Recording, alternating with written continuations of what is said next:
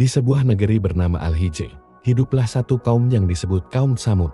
Mereka bukan kaum biasa, mereka dikenal sebagai arsitek agung, pemahat bukit, dan pembangun istana dari batu karang.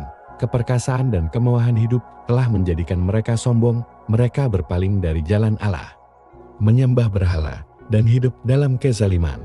Lalu, Allah mengutus seorang nabi dari kalangan mereka sendiri, namanya Saleh, sosok yang dikenal jujur, cerdas, dan lembut tutur katanya. Dengan penuh cinta dan kepedulian, Nabi Saleh berkata kepada mereka, "Wahai kaumku, sembahlah Allah. Tidak ada Tuhan bagimu selain Dia." Tapi mereka menertawakannya. "Bukankah engkau salah satu dari kami? Mengapa kini engkau hendak memisahkan kami dari kepercayaan leluhur kami?" Hari demi hari, Nabi Saleh terus berdakwah. Ia memperingatkan tentang azab Allah jika mereka tidak bertaubat. Tapi kaum Tsamud keras kepala. Mereka menantang, "Kalau benar kau seorang nabi, datangkan mukjizat kepada kami." Dan disinilah awal mula tanda besar itu terjadi.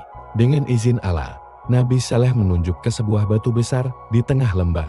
Tiba-tiba, dari celah batu itu, keluarlah seekor unta betina besar, agung, dan indah luar biasa. Kaum Tsamud terperangah. Ini bukan hewan biasa, ini mukjizat.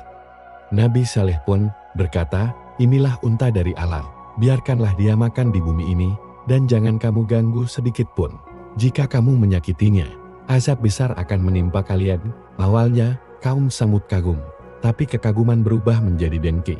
Mereka tidak suka, karena unta itu menarik perhatian, bahkan membuat beberapa dari mereka mulai percaya kepada Saleh. Kaum pembesar mulai merencanakan sesuatu yang mengerikan. Dengan licin, mereka menghasut beberapa pemuda untuk membunuh sang unta. Dan pada suatu malam yang sunyi, mereka membunuh hewan yang mulia itu. Darah unta suci membasahi tanah, dan tangisan Nabi Saleh menggema di antara bukit-bukit. Dengan hati hancur, Nabi Saleh berkata, "Kalian telah membunuh unta dari Allah. Maka bersenang-senanglah dalam rumah kalian selama 3 hari. Setelah itu, azab akan datang kepada kalian."